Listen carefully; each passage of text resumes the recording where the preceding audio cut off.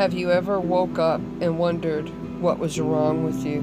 You knew you wanted to be elsewhere, that there was more to life than the life you were living, more than the bills you were paying, the job you were keeping. Look to the horizon, to the sunsets. Your answer is there. Put your feet on the ground and take a deep breath and step into the nomadic lifestyle. You will not regret it. Hey YouTube, so it's a little dark in here, but I'm going to take you around and show you my new house. I'm in a studio now. I know, guys, I want to tell you. I thought that I was a minimalist. You're right. So anyway, this is how much organization I have going on. You did notice the blue bins? Yeah, right? Yeah, my bed. I haven't got really anything up on the walls yet. That cross right there, my twin Garrett made me like in 2007. Yep, I've been hauling it along. So here's my little living room slash bedroom. My chair. This place came unfurnished, and that AC kicks butt, guys. Oh, I'm in love with that little machine. You know why? It keeps this whole house cool. Now, guys, this house has a square footage of 280 square feet. That is the exact same amount of square feet that I had in Betty Sue, my RV, my Class B. No, Class C, my first one. So, yeah, everything I have should eventually fit in here, except for what I had under the undercarriage. And you know, I gave a lot of that away. The epicenter of mess. And of course, underneath. The good thing about my little house is, see all my small appliances, including a food processor, yeah, that I get to use now. But not only do I have my hot plate still, I have a oven and a stove if I choose to use it. It is natural gas. I'm pretty partial to my hot plates. But if you notice, I've put everything pretty much on my walls to utilize cupboard space, because the fact is, there's not a lot of cupboard space here. So, epicenter, kitchen, microwave, toaster oven, double sink, yeah. And this cutting board, and I have two other cutting boards of my own. There's one underneath the toaster oven. And don't get dizzy now. And there's one there. And I also have this cutting board. I have plenty of room, guys. Plenty of room. Yeah, my little world now. I have plenty of room to live life. Yeah, and today's video is let's say hi to the girl. Hey, girl! So you guys don't often get to see me full length. There I am. In all my glory, still 10 pounds heavier than I was. Yeah, I know, right? Adjust the clothes.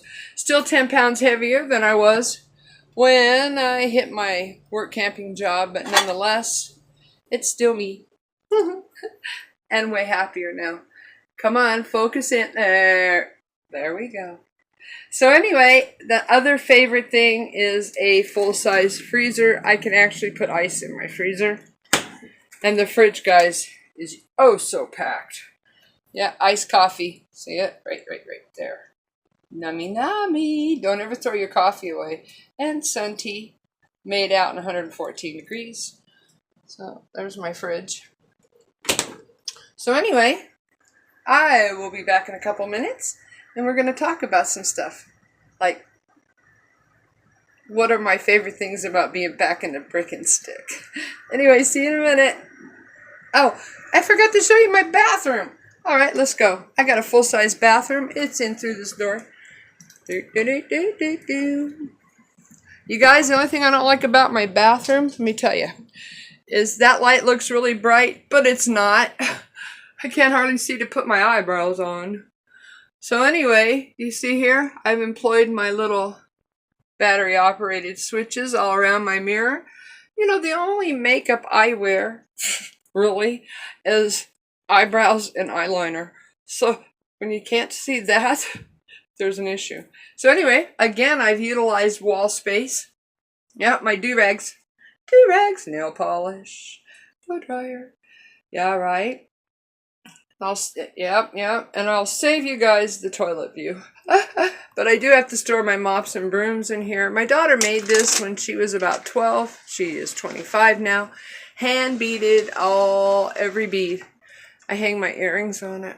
So anyway, and a corner shower. Yep. Nope, that's wood glue on there, guys. Yeah, I was using it outside as a workbench. My wigs. So anyway, Tammy's world. Quite the mess, but at least I have cubby holes. So anyway, I will be back in a few minutes, and we'll talk about the things that I enjoy about being back in a Bergens. Welcome back. I hope you enjoyed the tour of my little house. So after the little tour, I want to kind of get into, I want to get into some of the pros about being back in a brick and stick. Now, you guys know me. I try to make the best out of a bad situation. I find the positivity in everything, no matter how hard it is. And I try to live a positive life. And we all know sometimes that's really hard. But the fact is that when we start finding positivity, life looks a lot better. Let's get into it. So, what I've done is I've compromised a small list. I was sitting around the house yesterday going, you know what, it kind of feels good to be back in a brick and stick. And I thought, good video, Tammy. So I started thinking about the things I appreciate about being back in a brick and stick. Now, showing you my little house and pointing out my AC, I have to tell you that little AC is nowhere near the size of either of the AC units that were on Halo. But they could run all day long in Halo, and Halo would never get any cooler than 10 degrees cooler than what it was outside. So hence, guys, if it was 115 outside, my house was 105. It got to be so taxing on me. And then the fact that the little idiot in the booth never stopped spraying the bug spray, never stopped poisoning me. I had to sit outside all the time. I mean, I couldn't sleep past 11. And when you lay down at 6 in the morning, 5 hours of sleep, just don't get it. And then it was too hot to sleep even in the evening. So with that being said, let's get into some of the reasons I'm happy to be back in a brick and stick.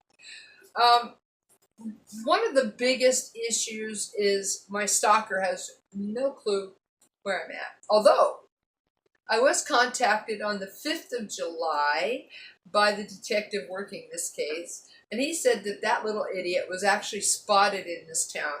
Can you believe the balls of this guy? Somebody needs to cut him off. Just saying. But anyhow, not only was he spotted here, he had hand-painted his truck, his old piece of shit truck and old piece of shit camper with spray paint. The cop said it was the most ridiculous thing he'd ever seen. And, guys, being an empath, I felt him. I knew he was in this town. The fact is that, like the detective said, I'm off the road. It would take him knowing exactly where I'm at to find me. Not only that, where I do live, they can sit anywhere and surveil my house and catch him. So no, they haven't caught him yet. They're working on it. And if he wants to keep coming back to this little town, you know what, he's pushing his own luck. Not only that, like the detective said, it was 114 degrees that day he was spotted. Yeah, right? Right? What an idiot.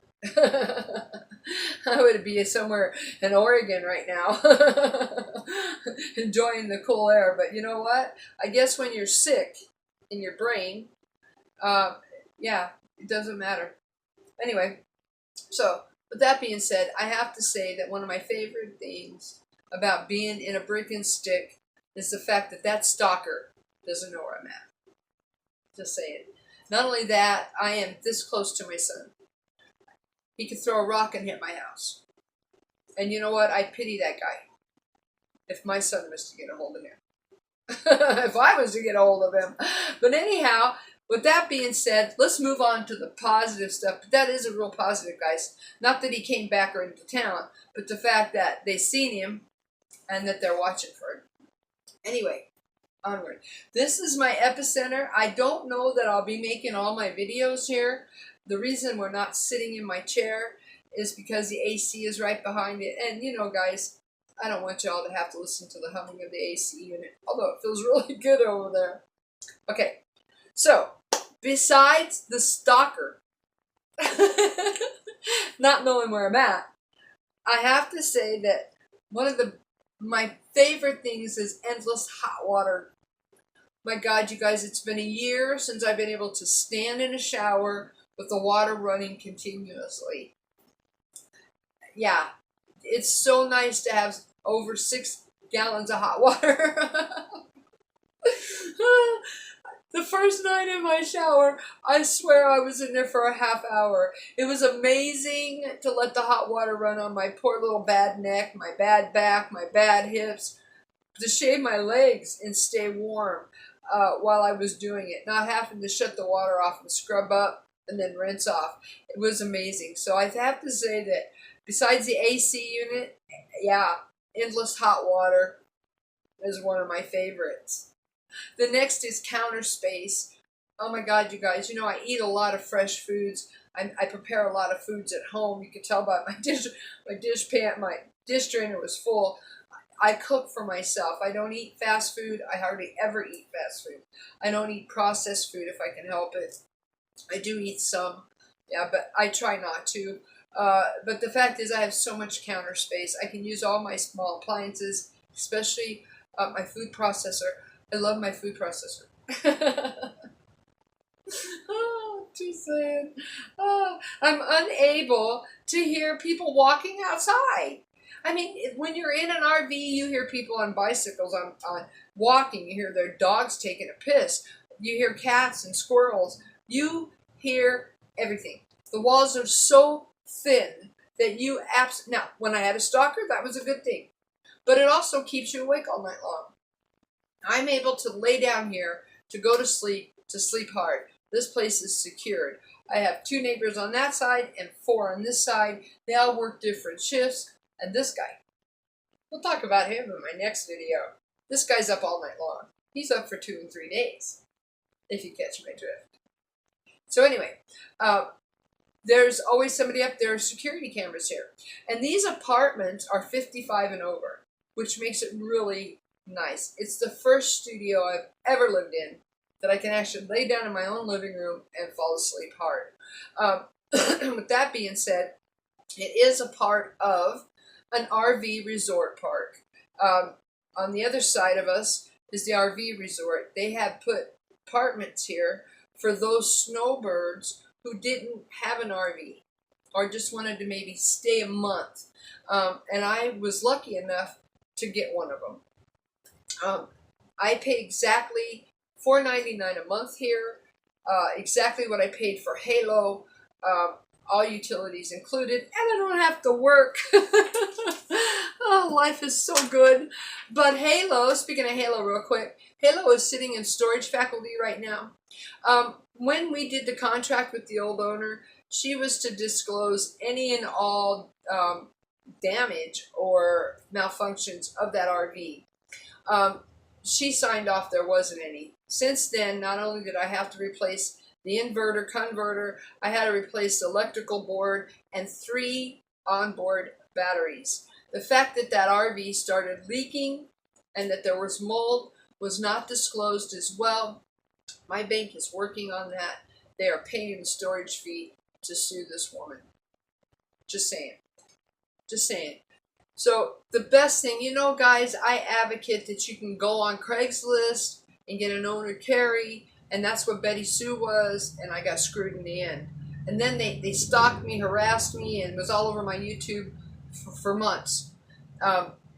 This time I went through the bank, and I'm going to let the bank take care of it, because the fact is, come on, she could have, if I had had an owner carry with this person, should she have, wanted to do that, I probably would have went for it, but I would have been stuck with yet another Betty Sue. And when I first got Halo, I was so excited. the fact is I never got to drive her. The girl never got the title. She never got it registered and insured like she was supposed to. Well, I was supposed to register and insure it, but I couldn't. I sat waiting for the title for 6 months, you guys. So I couldn't move it. I couldn't do anything with that rig. Nothing. It was useless. And it was making me hella sick. So on top of the little idiot in the booth poisoning me with his bug spray and his cleaners, I was being poisoned by Halo. You know, the one thing I can say, and I've been here for 3 weeks now, guys. 3 weeks. I moved in on June 20th. I did that for a reason, so my stalker wouldn't have a clue until the first of the month, because I knew he'd show up at the first of the month like he always does, and I wanted to be well long gone. And I was. But the fact is that I feel so much better. I work out every day. I'm a gym rat again. I go in, I do an hour and a half at the gym. I go to the store and get the fresh foods I need, and I come home. I read, I swim, I walk. Yeah, the girl's back. So anyway, the permanent neighbors is the last thing that I want to address as being in a brick and stick. You know, when you live in an RV park, an RV resort, and you know what? That was a high dollar one. Like you guys, I've told you 100 times, there were a lot of very rich people there. That means they come and go. They have the means to come and go. And you've always got a new neighbor. You always losing a neighbor. I mean, it's hard. But where I'm at now, these people stay here. I have one issue. And we'll talk about that in my next video. Yeah, 58 years old. He's way too old to be tweaking. But that's beside the point. At least he's up all night. He keeps an eye on the place, right? And he don't keep me up, so unless I allow it. But anyhow, so welcome to the new Tammy's world. And you know, I know that I'll probably lose some of you, but the fact is I'm not going to stop my channel at all. As a matter of fact, my next video, I've picked out 5 camp working jobs that are available right now. I will be making a video on those. I've picked them out, you guys, because of my subscribers. Those who've asked me questions, those I know who are in a particular area, are going to a particular area. The camp working jobs are for couples, they're for singles, they're for over 55s, under 55s. I mean, I have gone through and hand chosen 5, maybe 6 this time. But those will be in my next video. Okay? And my last disclaimer. Oh. My last disclaimer is this. You know, on my narcissist videos, I am not a professional. I've never been trained. I am simply a survivor. I have spent more time on a couch than I care to recount, but it's been a helpful time. I have PTSD because of my narcissist. I mean, I survived, guys. And that's why I'm here and I'm doing the narcissist videos, because I want those out there who are affected or have been affected to know that, you know what, it seems like a really long tunnel, but there's light and hope and love and happiness at the end of it. Just saying. You know what, I tell you all to remember to love yourselves. Go out and do something for yourself today, because if you don't, there may be nobody in your world that will. Read a book. Go to the pool, go work out, have your nails done. Whatever it takes to make you happy and to make you feel special, because we can't count on the world to make us feel special. Have a great day. I'll see you in my next video. Peace out. Bye-bye.